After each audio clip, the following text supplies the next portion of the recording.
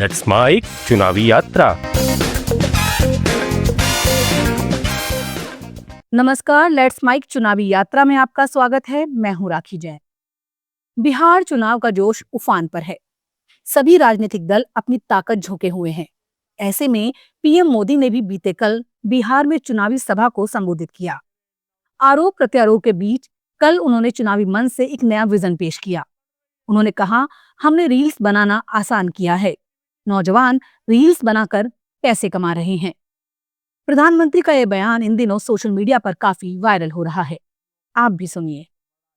साथियों, इस सस्ते डेटा का सबसे ज्यादा फायदा बिहार के मेरे नौजवानों ने उठाया है।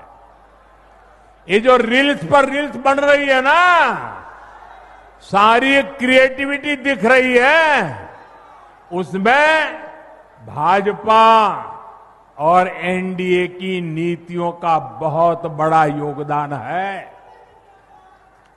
बिहार के बहुत सारे युवा इंटरनेट से अच्छी खासी कमाई भी कर रहे हैं। वहीं पूर्णिया से निर्दलीय सांसद पप्पू यादव ने पीएम मोदी पर पलटवार करते हुए कहा, राजीव गांधी के प्रधानमंत्री कार्यकाल के समय पीएम मोदी कहां थे, जब राजीव गांधी देश में कंप्यूटर क्रांति लाए। मोदी कह रहे हैं रील्स तो पूरी दुनिया के बच्चे बना रहे हैं, जिसमें किसी पार्टी या सरकार की कोई भूमिका नहीं है, क्योंकि इसका पैसा तो अमेरिका से आ रहा है। इसमें भारत की कोई भूमिका नहीं है। ये सारी देन कांग्रेस, राजीव गांधी, मनमोहन सिंह, इंदिरा गांधी की है। जब इस देश में कंप्यूटर सॉफ्टवेयर से लेकर बिजली तक राजीव गांधी की देन है, तो मेरे अंगने में तुम्हारा क्या काम है? राजीव गांधी जी ने प्रधानमंत्री के समय नरेंद्र मोदी कहाँ थे? उन्होंने अमेरिका से लड़के कंप्यूटर और सॉफ्टवेयर को दुनिया का सबसे मजबूत सॉफ्टवेयर लाया। राजीव गांधी विद्युत परियोजना, राजीव गांव कौन ले गए? दूसरी तरफ वो कह रहे हैं कि रील्स तो हमारे बच्चे बना रहे हैं पूरी दुनिया में।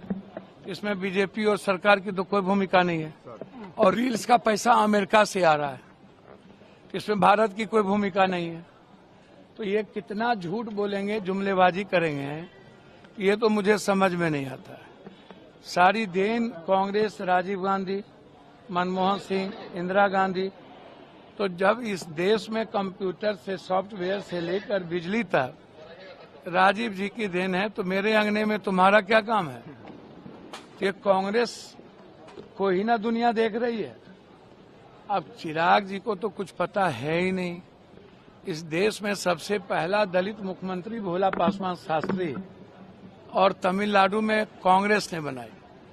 महाराष्ट्र में सीएम और बिहार में अब्दुल गफूर को सीएम, और राजीव गांधी अपने मित्र तारिक अनवर को सीएम बनाने का प्रयास किया था, और अब्दुल गफूर को यहाँ सीएम बनाया गया। और हमारे नेता राहुल गांधी जी दलित और माइनॉरिटीज दोनों को डिप्टी सीएम बनाएंगे। आप बेफिक्र रहें, हर परिस्थिति में एक दलित से भी डिप्टी सीएम होंगे और माइनॉरिटीज से भी डिप्टी सीएम। चुनाव आयोग अगले हफ्ते से पूरे देश में वोटर लिस्ट का स्पेशल इंटेंसिव रिवीजन शुरू करेगा। इसकी शुरुआत 10 से 15 राज्यों से होगी। उन राज्यों में एसआईआर पहले होगी जहां अगले एक साल में विधानसभा चुनाव होना है। असम, तमिलनाडु, पुडुचेरी, केरल और पश्चिम बंगाल में 2026 में विधानसभा चुनाव होना है। चुनाव आयोग के अधिकारी ने बताया, उन राज्यों में एसआईआर अभी नहीं होगा जहां स्थानीय निकायों के चुनाव होना है। इसका कारण है कि निचले स्तर पर कर्मचारी उन चुनाव में व्यस्त होंगे। वो एसआईआर के लिए समय नहीं निकाल पाएंगे। चुनाव के बाद इन राज्यों में भी एसआईआर होगा। केंद्रीय गृह मंत्री अमित शाह ने आज खगड़िया और मुंगेर में एनडीए कैंडिडेट्स के समर्थन में सभा की। लोगों को संबोधित करते हुए उन्होंने कहा, बिहार जंगल राज से मुक्त रहे, बहु बेटियां सुरक्षित रहें। मैं छठ मैया से यही प्रार्थना करता हूँ। मुझे लगा था कि छठ पर्व के बीच कौन आएगा, लेकिन पूरा पंडाल भर गया है। ये चुनाव किसी को विधायक और मुख्यमंत्री बनाने के लिए नहीं है। चुनाव फैसला करने वाला है कि फिर से जंगल राज लाना है या विकास चाहिए। लालू राबड़ी की सरकार आई तो उसके साथ जंगल राज भी आएगा। शाह ने कहा, क्या महागठबंधन बिहार का विकास कर सकता है? और भैया छोटे मियां तो छोटे मियां, बड़े मियां भी सुभान अल्लाह। लालू जी ने इतने घोटाले किए, कांग्रेस पार्टी की जब सरकार थी केंद्र में 10 साल चली, जिसमें लालू भी मंत्री थे, वो सरकार ने 12 लाख करोड़ का घपला, घोटाला और भ्रष्टाचार किया। भाइयों बहनों, बिहार और केंद्र में जिनका भ्रष्टाचार का रिकॉर्ड हो, वो महागठबंधन, महागठबंधन बिहार का विकास कर सकता है क्या? जरा जोर से बोलिए, कर सकता है क्या?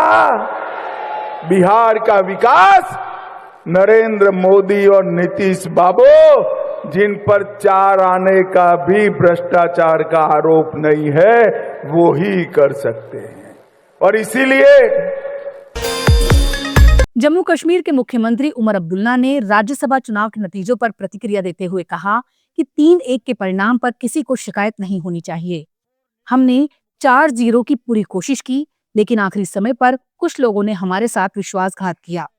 उन्होंने कांग्रेस और अन्य सहयोगी दलों का आभार व्यक्त करते हुए कहा, मैं कांग्रेस और बाकी साथियों का शुक्रिया अदा करता हूं, जिन्होंने नेशनल कॉन्फ्रेंस के हक में मतदान किया।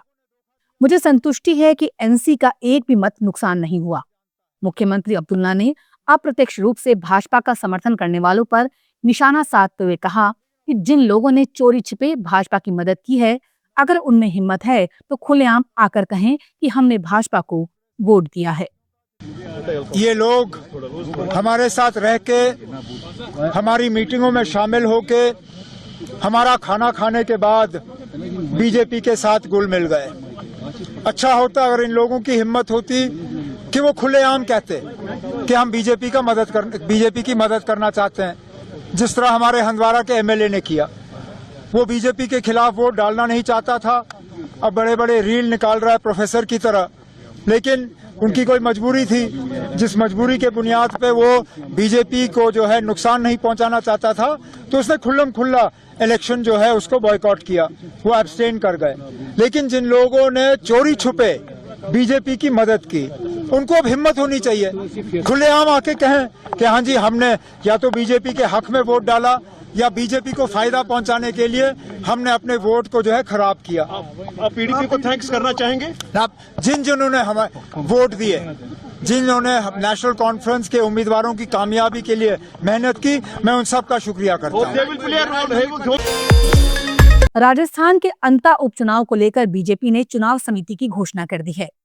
पार्टी ने वसुंधरा राजे के बेटे और झालावाड़ 12 सांसद दुष्यंत सिंह को चुनाव प्रभारी बनाया है। अंता विधानसभा उनके लोकसभा क्षेत्र में ही आती है। ऐसे में पार्टी ने उन्हें चुनाव में प्रभारी बनाया है।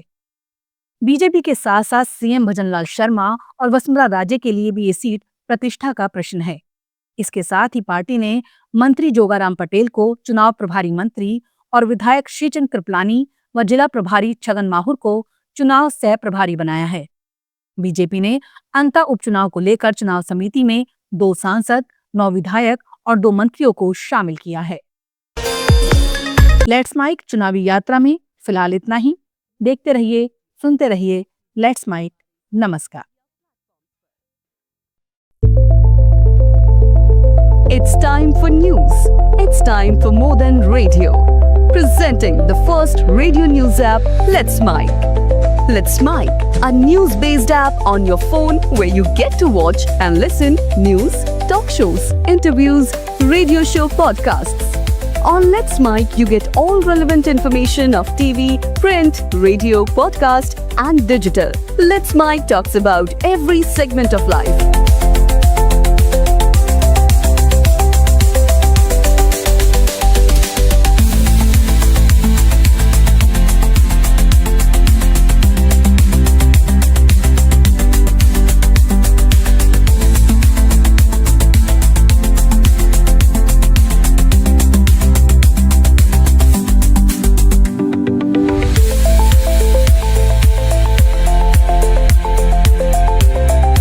Download the app now from Play Store. Available both on Android and iOS mobile phones. Follow us on YouTube, Instagram, Twitter, LinkedIn, Facebook,